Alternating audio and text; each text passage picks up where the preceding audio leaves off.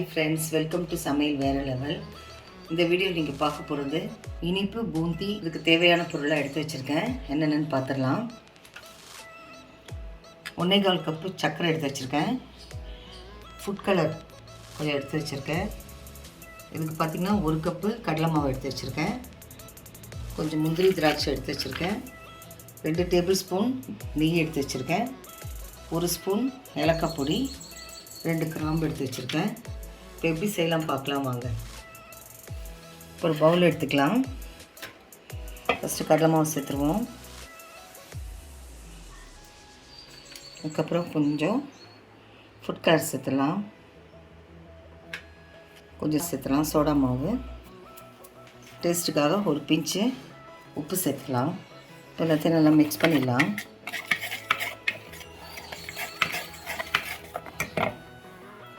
இப்போ கொஞ்சம் கொஞ்சமாக தண்ணி சேர்த்து திக் பேஸ்ட்டாக கலக்கி எடுத்துடலாம்.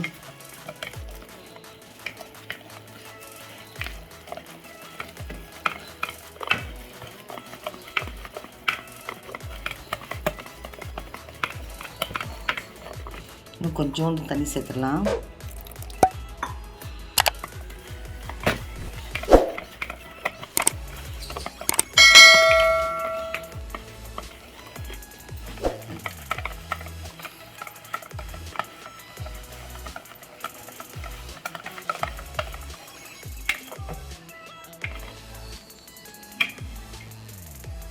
அடுப்பத்தை வச்சு ஒரு பேன் வச்சுக்கலாம். ஆயில் சேர்த்துடலாம். எண்ணெய் காஞ்சிருச்சு.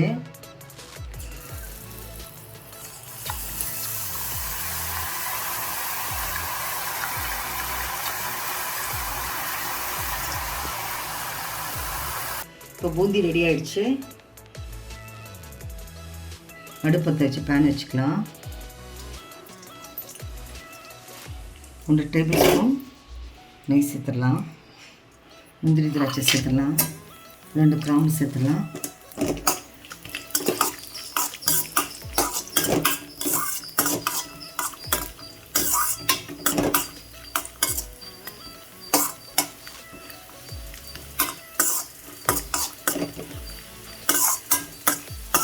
ரெடி ஆகிடுச்சு, எடுத்துடலாம்.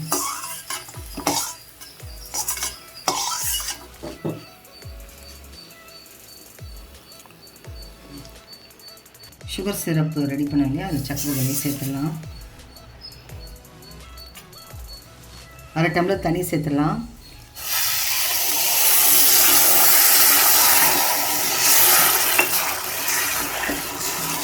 நல்லா கரையட்டும். நல்லா கொதிக்கட்டும் 5 மினிட்ஸு. ரெடியான பூந்தியை பவுலில் சேர்த்துடலாம். இப்போது சுகர் சிரப் சேர்த்துடலாம். வறுத்த முந்திரி திராட்சை சேர்த்துலாம். ஏலக்காய் பொடி சேர்த்துடலாம். நல்லா மிக்ஸ் பண்ணிடலாம்.